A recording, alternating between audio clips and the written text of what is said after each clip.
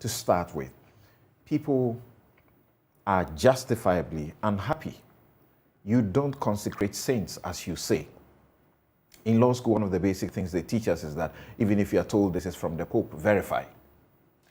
So, how does it happen that a patriot of the stature of Professor Frimpong Boateng, the first, is it African, to have done heart surgery, came back to his country, used his own resources to set up the cardiothoracic center that today no one individual can boast to have done better than he has done. Just yesterday, the German embassy here acknowledged him. They rewarded him. How come that such a man is put under arrest by your office? He's put through interrogation for over 2 hours or so, and he's not deserving of self-recognizance bail. People can't understand that. He has become our hero in this country as far as the fight against Galamsey is concerned. Samson,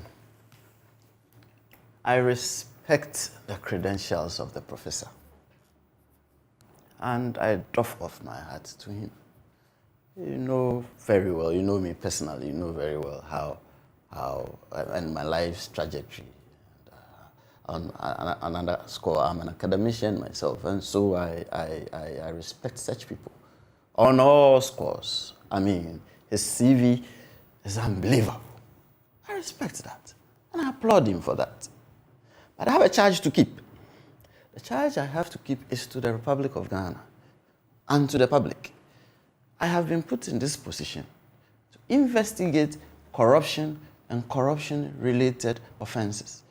I've been put in this office to prosecute people who I deem to be culpable for such offenses. I have been put in this office to recover assets for the country. I have been put in this office to prevent corruption. These are the 4 tasks that I have until August 2028. Now, when a case comes before me, first, it's a preliminary investigation. I go under with my officers. Is there any substance to this matter? I'm answering your question. I'll come to it. Sure. Is there any substance to this matter? Now, when the preliminary investigation is over, I have certain options. One option is to say, there's no meat in this matter. Let us just file it away. Maybe one day it may not be cold. Another option open to me is that there is a lot of wisdom in opening a full investigation, and so we should do a broader and fuller inquiry into this matter. And this is where we are in terms of the fight against Galamsey. Now, when you're appearing before us, depending on what we deem to be the charges we are envisaging against you, depending on the nature of the evidence and what we deem to be the seriousness of it, we take action appropriately. I will state again, the public and any member of the public has the luxury to consecrate saints. But in consecrating your saints and your heroes, mind you again, I'm stating again, I am your conscience. I am the spirit of the nation, and the office stands for that. In the estimation of the office, there are no saints. In the estimation of the office, there are no heroes. Now, if I approach this job of fighting corruption, that there are some persons in the society who have attained this status of sainthood, we will lose the fight against corruption. I think the argument is not that. I'm coming there. The argument is not that don't investigate such people, but your approach would be different. Yes, I'm coming there. If Professor Frimpong Boateng cannot attract self-recognizance bail, who else in this country will be deserving? You see, it is coming back to what I keep saying. You have your saints. I don't have saints. In your estimation, the man is a saint. But from my angle, I treat no one as a saint. A lot of allegations, a lot of complaints. I am investigating a broad gamut of issues when it comes to Galamsey. The professor was the man in charge of this dissolved committee.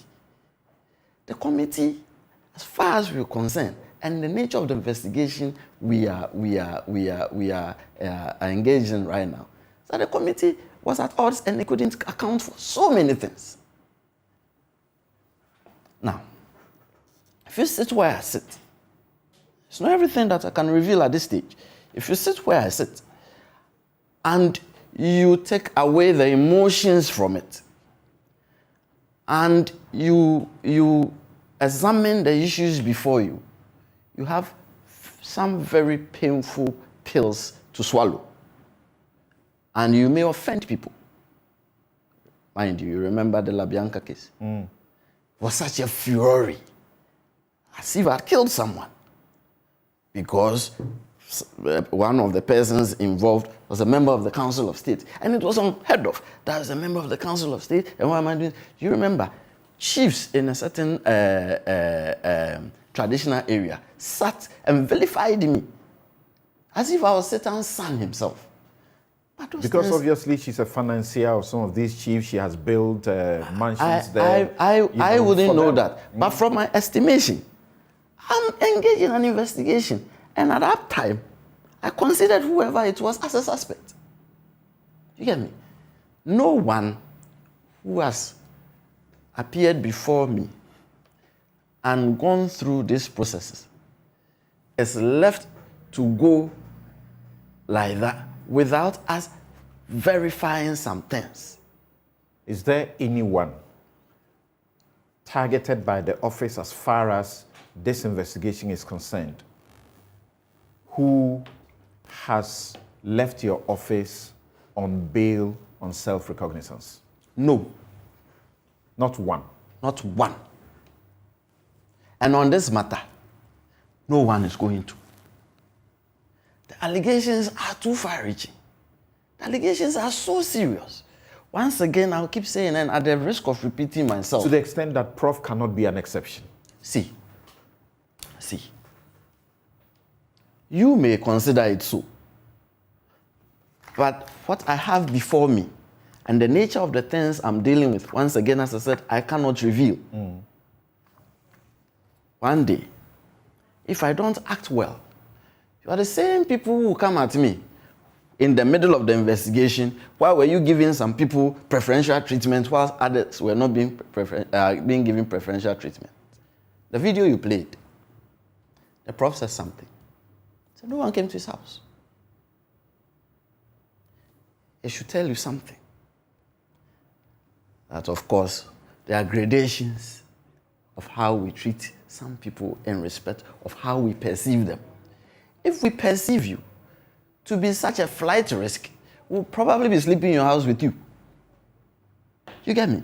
And so even there, it should tell you that the status of a person and perhaps his ranking in society would tell me and to instruct my officers that for such a person, what are you going to his house to do?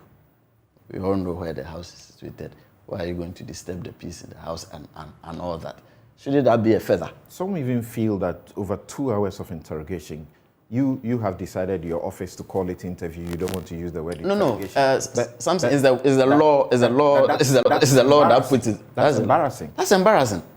What if I recall him? Will it be embarrassing? What if we get to a point of the investigation, and we may get there, that I may need to recall him? Would that be embarrassing? Would I be responsible? Would I be performing my duty well to say that someone comes to the office and a fact file in respect of the person, and we question the person for 5 minutes and let the person go? Shouldn't we get to the bottom of what happened in respect of Galamsey and what is happening? When I was being vetted, how many hours did I spend on the chair, even to go to the loo to perform number one? How many hours was I on the job? Because The Appointments Committee of Parliament realized that it was a very grave national matter they were dealing with. And so when they are vetting you, they will not just spend 5 or 10 minutes with you. We are investigating a matter. It could have even been more than 2 hours. And you know, in all these things, sometimes it depends on the answers the person gives to you. If the person comes and says, oh, this is what we do, this and that. For instance, when the professor was coming to us, we specifically asked that he should bring some documents. Of course, the investigators would then have to go through, okay, what documents have been brought, what report was generated, what's this, that alone. How many minutes will it take? You see, do not let us. Listening to him through in the interview, it sounded as though he didn't have a full picture of what you needed him to do at your place. Oh, you see, in fairness to everybody involved,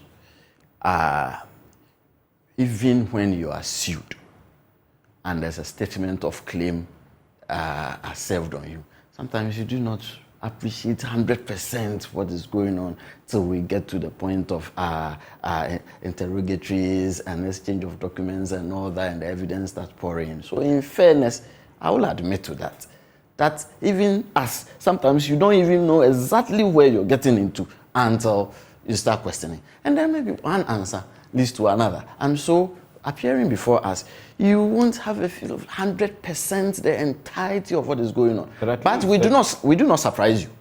We do not surprise you. You did not? We do not surprise you. We tell you specifically that this is what we are investigating in respect of you. That corruption and corruption-related offences in respect of this and this and this matter. And at the risk of going too much into this matter, it was very specific. The activities of the Inter-Ministerial Committee on Illegal Mining. And you are the head. You get me? And you were the head of specific documents that he was supposed to furnish you with.